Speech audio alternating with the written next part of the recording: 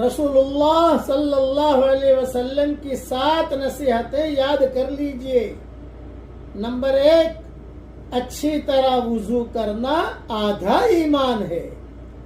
Number 2، الحمدللہ کہنا میزان و ترازو کو بھر دیتا ہے۔ نمبر 3، سبحان اللہ، اللہ اکبر کہنا آسمان اور زمین کو بھر دیتے ہیں۔ نمبر 4، نماز نور ہے۔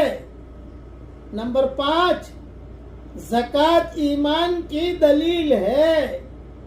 نمبر 6، صبر روشنی ہے۔ نمبر 7، اور قرآن مجید حجت ہے تیرے حق میں یا تیرے خلاف۔ سنن نسائی میں یہ مضمون موجود ہے۔ اب دھیان سے پڑھ لیجئے میرے ساتھ۔